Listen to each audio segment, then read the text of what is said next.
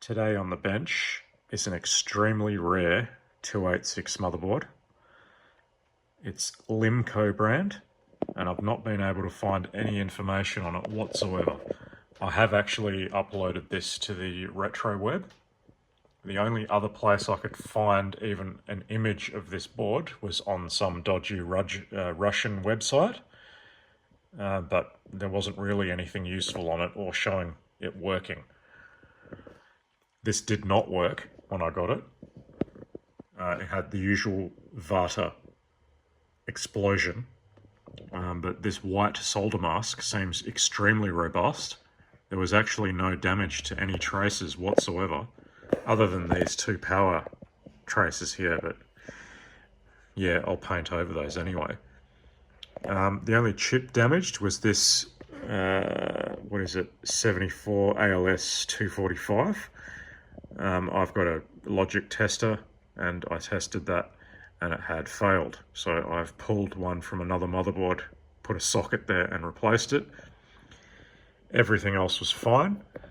The only other exception, this socket was installed 90 degrees out of alignment at the factory and they just jammed the chip in there regardless. So it wasn't making particularly good contact.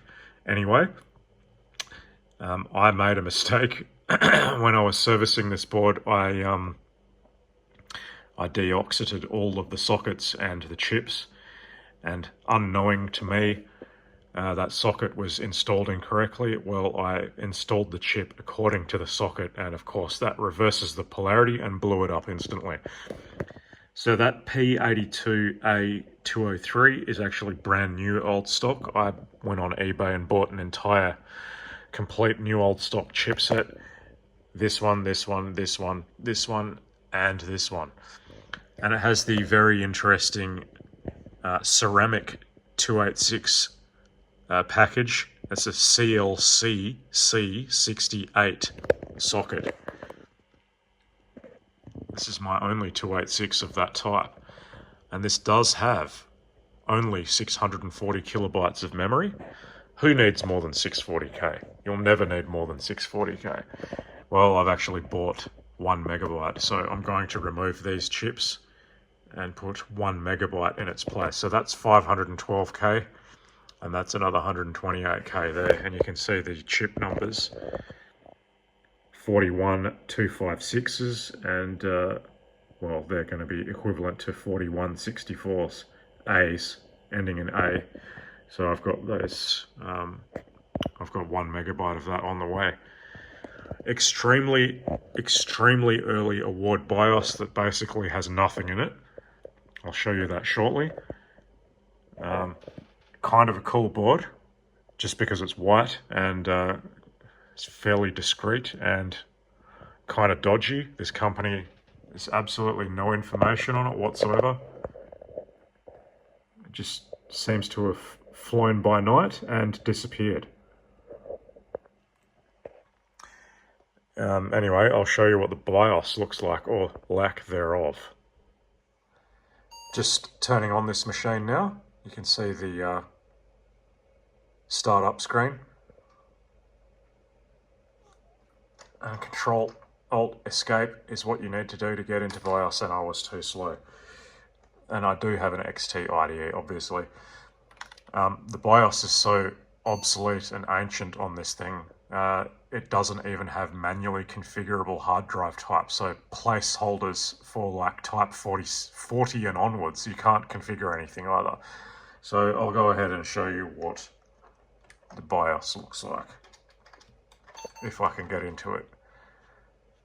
I'll put that in color mode, for the whopping 2 colors we've got to choose from there. And that's it. That is the sum total of the BIOS options. And as you can see, type 47, that's just a placeholder. There's no way to edit those figures, which is what you normally can do with type 47. Type 40 is the last actual one. This is a 1987 motherboard, so perhaps there were no real huge selections of drives back then. And there's no VGA option here either, it's just EGA. Not that that really matters. the two CGA options, 40 and 80 columns, EGA and monochrome. That is it. And yes, it does only have 640K. It will soon have 1 megabyte though. So let's get out of this. F1. See it boot up. LIMCO.